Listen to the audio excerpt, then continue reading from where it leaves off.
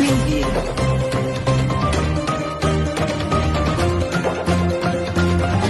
Preview.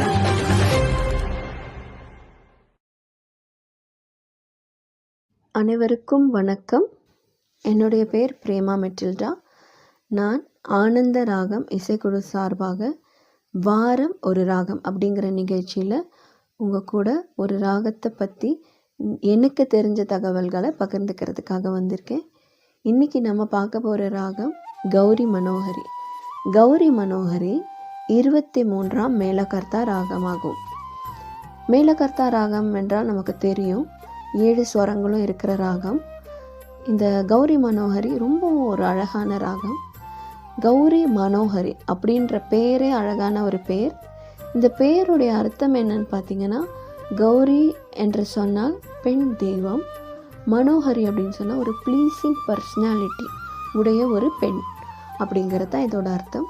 அதாவது ஒரு மனதை கொள்ளக்கூடிய அளவுக்கு ஒரு அழகான பெண் தெய்வம் அப்படிங்கிறது தான் இந்த ராகத்துடைய அர்த்தம். இந்த ராகம் பத்திம் அப்படின்னு சொல்லப்படக்கூடிய ஹிந்துஸ்தானி ராகத்தின் சாயலில் தான் அமைஞ்சிருக்கு.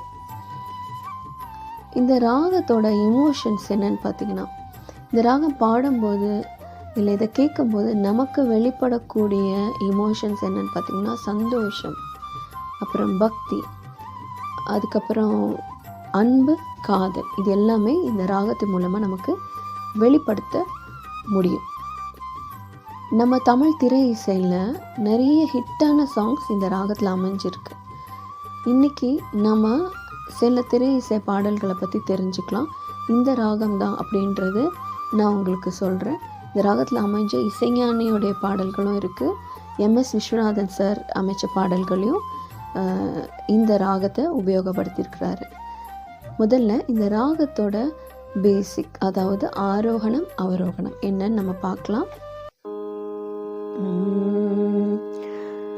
சா சரே காமா பாதா நீசா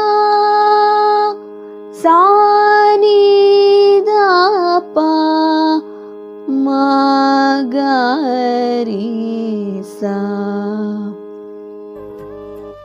இதுதான் இந்த ராகத்தோட ஆரோகணம் அவரோகணம். ரொம்ப அழகான ஒரு ராகம்.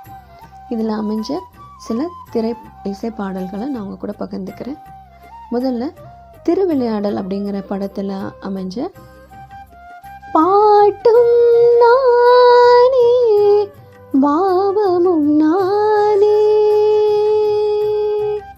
நிறைய தடவை கேட்டிருப்போம். ஆனால் இந்த ராகமா அப்படின்னு நமக்கு தெரிஞ்சிருக்க வாய்ப்பு கம்மி, சில பேருக்கு தெரிஞ்சிருக்கலாம்.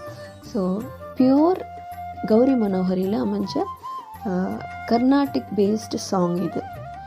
அடுத்தது ரொம்ப மெலோடியஸான சாங். இந்த சாங் கேட்டால் யாருமே பிடிக்கலன்னு சொல்ல மாட்டாங்க, அந்த அளவுக்கு ஒரு அழகான பாட்டு. மலரே குறிஞ்சி மலரே தலைவன் சூட நீ மலர்ந்தாய், பிறந்த பயனை நீ அடைந்தாய். அழகான ஒரு பாட்டு. அடுத்தது கண்ணா வருவாயா மீரா கேட்கிறாள். தமிழ் படத்தில் இந்த பாட்டு ஃபீமேல் தான் பாடியிருப்பாங்க. அது என்ன பாட்டுன்னு பார்த்தீங்கன்னா, பொன்வானம் பன்னீர் தூவது இந்நீரம். இந்த சாங்கும் கௌரி மனோஹரி ராகம் தான். இன்னொரு அழகான பாடல், சந்தன காற்றே செந்தமிழூற்றே சந்தோஷ பாட்டே வாவா காதோடுதான் நீ பாடும் ஓசை.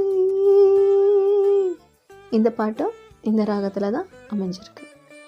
அதுக்கப்புறம் பார்த்திங்கன்னா ரொம்ப ஹிட்டான ஒரு சாங். இது கேட்குறதுக்கு ரொம்பவே ப்ளசண்ட்டாக இருக்கும். இன்னதான் சுகமா இந்த பாட்டும் கௌரி மனோஹரி ராகம். அப்புறம் ரொம்ப கொஞ்சம் ஃபாஸ்ட் நம்பரான ஒரு சாங், சகல கலா வல்லவனே சலவை செய்த சந்திரனே, இந்த சாங்கும் கௌரி மனோஹரி ராகம். அப்புறம் முத்தமிழ் கவியே வருக முக்கணி சுவையே வருக, இந்த பாட்டும் கௌரி மனோஹரி ராகம். அன்பேவா அருகிலே என் வாசல் வழியிலே, இன்னொரு பாட்டு நம்ம எல்லாருக்கும் ரொம்ப பிடிச்ச ஒரு சந்தோஷம் தரக்கூடிய ஒரு பாட்டு தான் இதுவும். சோலை பூவில் மாலை தென்றல் பாடும் நேரம் ஆசை கொண்ட நெஞ்சம் ரெண்டும் ஆடும் காலம். கொஞ்சம் வெஸ்டர்னைஸ்டான ஒரு சாங், ஆராரிராரோ நான் இங்கே பாட தாயினி கண்ணுறங்கு என்னோட மடி சாய்ந்து, இந்த பாடலும் கௌரி மனோஹரி தான். பியூராக கௌரி மனோஹரின்னு சொல்ல முடியாது, மேக்ஸிமம் கௌரி மனோஹரியில் தான் இந்த பாடல் அமைஞ்சிருக்கு.